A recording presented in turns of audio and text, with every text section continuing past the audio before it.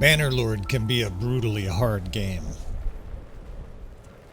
Often you're outnumbered and massive armies march against you.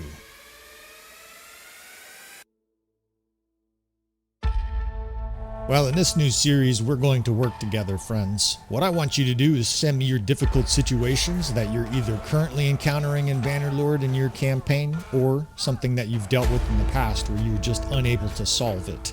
I will do my very best to handle these difficult situations. I will share the results on YouTube, provided they have some kind of educational value for people. We will take on these difficult challenges, do some battlefield analysis, and hopefully help you turn around a very, very difficult battle. So join me on this adventure. Please send me your difficult situations. Have a little patience. I don't know how many there are going to be, but I'm willing to take these challenges on for you fellas as we handle your disasters of war.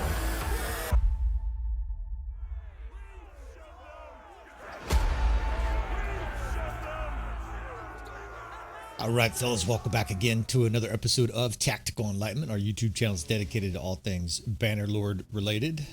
We are doing some more episodes at work. That's why I've been on quite a bender here of episodes. And we're going to do another one of these Disasters of War series here. We have had another volunteer here. This gentleman looks like he's starting a new kingdom. And he's in a difficult spot here. I was just glancing at it before we started recording, but boy, this guy is either a student of the channel or he is already quite enlightened. It looks like he has a huge family here. In fact, let's take a little closer look. He does. So he's been a very busy lad there, and maybe I would suggest you get off of her, dude. She's already got enough kids. The Southern Dynasty here, we're just going to do very brief previews, but boy, you've got your hands full with the Khazate here, right? Outnumbered on the strength bar there about 5-1.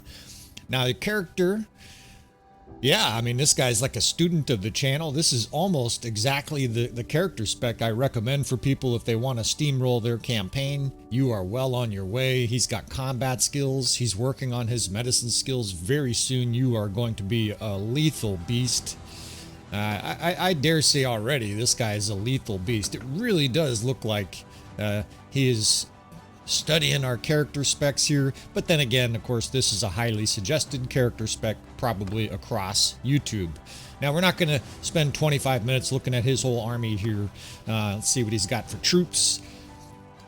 Yeah, it says a student of the channel with one exception, right? Not a whole lot of archers. If you want to make this even easier, this challenge, my gut instinct is we're going to be able to roll up this enemy pretty hard here. I'll be honest, fellas, the first channel, that guy sent a save game to me and I was like, oh man, we are fucked. I can't win this. And obviously, if you watched the episode, you knew it was very close. Now, this is strange. This is a Khazate army, and they have tons of infantry and cavalry and no horse archers or archers. So it's an unusual battle, to say the least. But this guy's got a powerhouse character, a powerhouse army, and I think we can handle this. Even outnumbered 2-1 here. Look at the power bar. He's only favored to lose here by a small margin. Now, okay, I think this is, hopefully this gentleman doesn't mind. We won't, we're not going to denigrate anybody here, but it looks like he's playing on warrior difficulty. So instead of just increasing that, we're going to change this to Bannerlord, of course, for all of these examples. I think with that preset, you might have won, just with a few minor tactical changes, right? With the warrior difficulty where your troops take a lot less damage. And this is he says it's the first campaign, right? We're going to be understanding of everybody's situation, right? I have an insane amount of time playing Bannerlord, and I always try to remind guys, and I swear this was the case. There was for sure a period where I ran around on a horse, and got mauled by looters. I literally got stoned to death. Couldn't aim my spear at looters, right? Never mind command troops. Bannerlord is a very complicated, difficult game. A lot of people find just the combat alone pretty intense. And then you have to deal with this, right? Huge enemy forces. And while the AI is not great, they'll kill you, right? These guys will definitely put their spear in your face.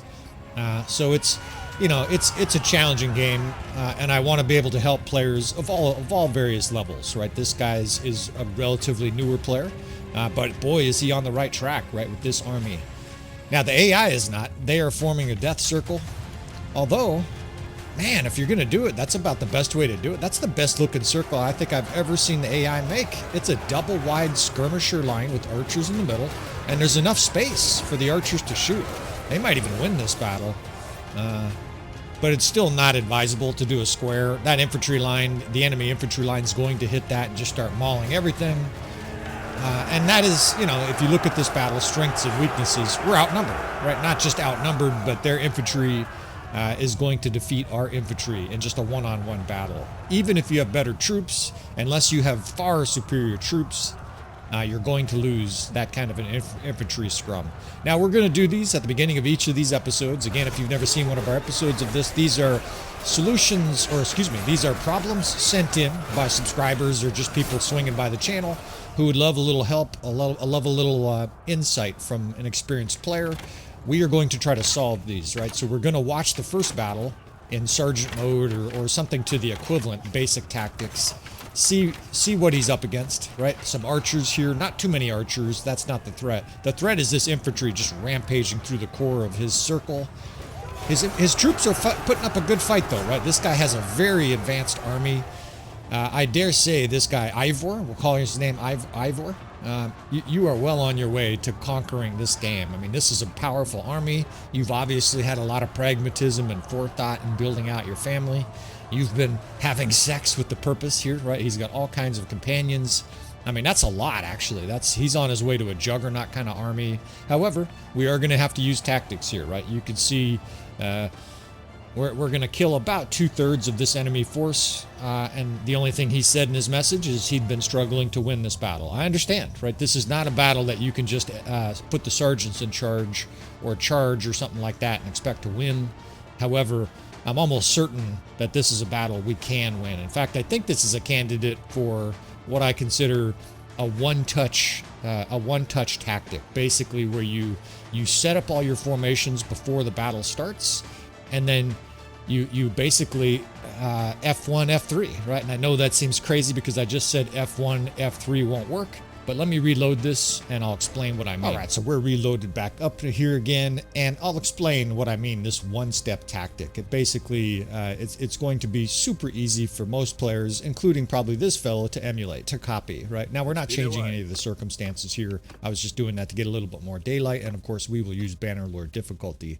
Now, this tactic we're going to develop is all pre-battle, and what I mean by that is the formations, the units are all set up before the battle, and then there's one command, charge, right? F1, F3. Now, you can't win a battle like this with F1, F3, although you could use the beach, and I do want to point this out to not just Ivor, but also potentially other people. If you're losing this battle, you got the beach right there, right? It's one of the best battlefields in the game. I'm not going to cover it in this episode. Maybe if somebody has a much harder challenge, we will put up a beach defense. However, you want to go through your companions here and put the right troop on the right division and stuff like that, but I'm not going to spend 10 minutes doing that in this episode, right? This battle, I think, is relatively easy enough that we don't have to min-max every single detail. I also want to have a little rating system, right? So I'm going to put it on the screen right now. On a 1 to 10 difficulty, 10 being the hardest battle you can fight, 1 being really easy. I'm going to say this battle is a 6. This battle is just slightly harder than a normal run-of-the-mill battle you will find in Bannerlord. It's not the kind of battle you can just waltz through unless you have tactics, but I think this is a very winnable battle with very minor changes, hence the suggestion of this tactic that I'm building here. Now, this tactic here is something that I'm actually going to release an episode soon from the Valandian series. It was a tactic I was developing for Valandia with their crossbow, and it is called the Smile of Death, or Death Smiles on You, or some other cheeky name like that.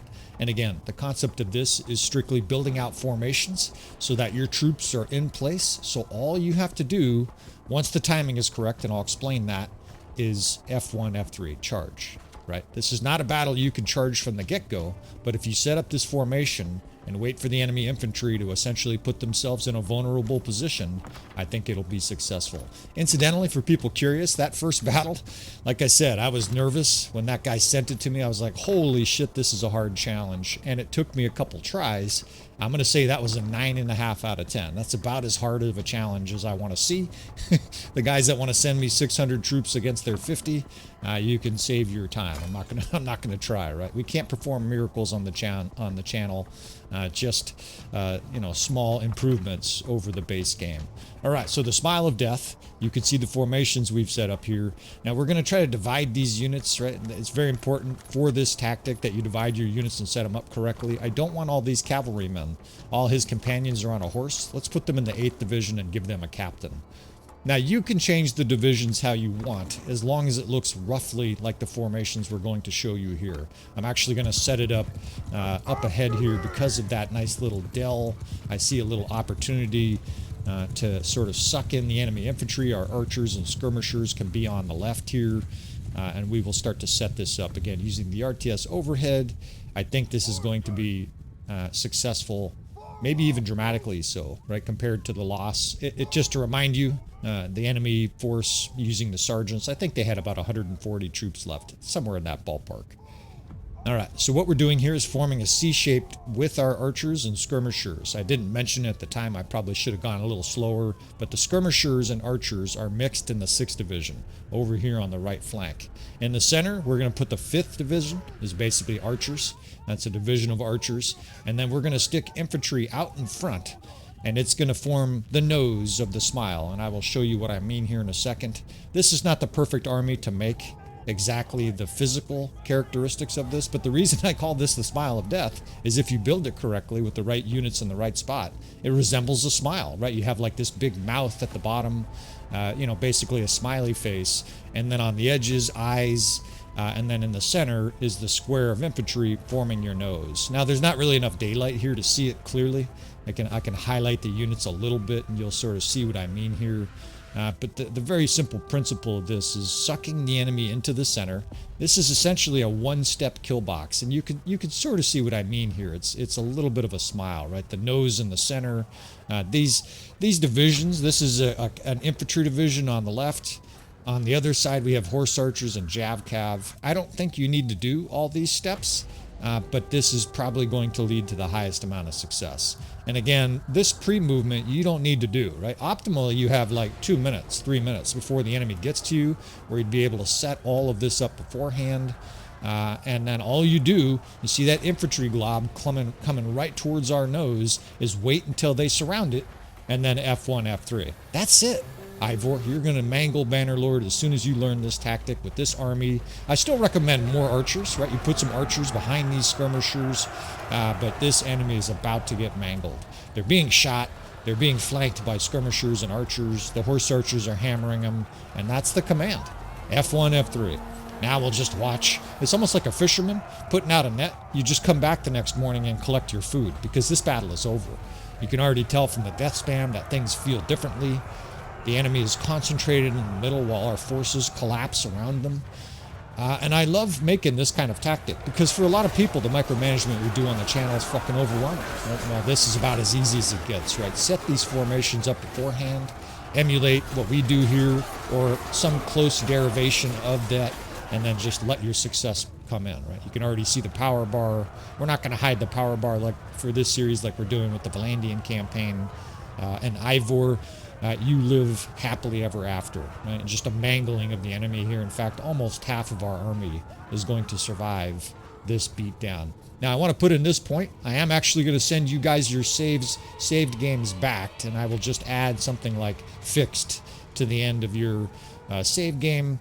I will send it back to you fellas. It's up to you whether or not you pick up that save game from my solution or just watch this video, emulate, learn for yourself, and then perform something like this for your own game. Maybe you want to run around and maul people with your character. I just want you to have the option to get past the difficult battle. Some people may have a hard time emulating some of these battles, although I think in this case, actually I'm confident, Ivor, you can do this, right? You can match what we just did there.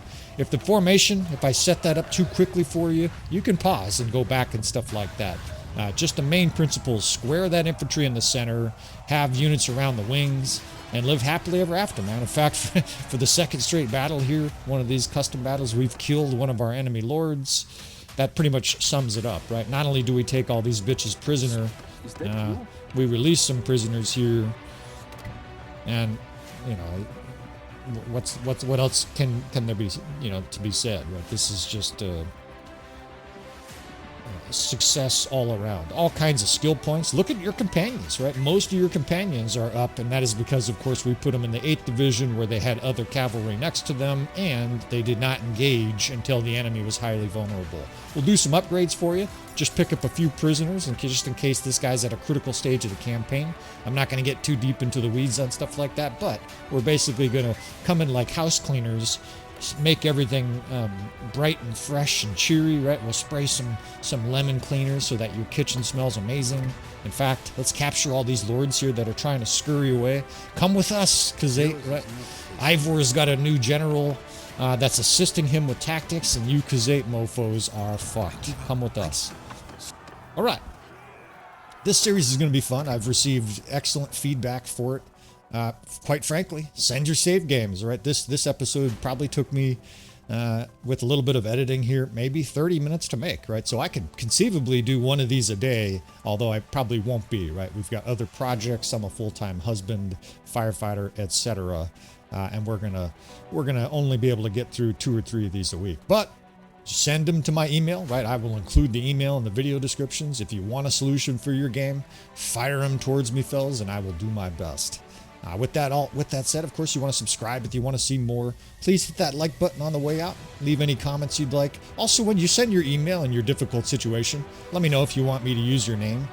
This gentleman sent me an email, and I just started filming this before he actually responded, whether or not he wanted to use his name, right? So his name is John Parkins. We're going to give you his ad. We're going to dox him. His address is this, etc., etc. I digress. All right, fellas. Thanks again for watching, and I will see you friends next time.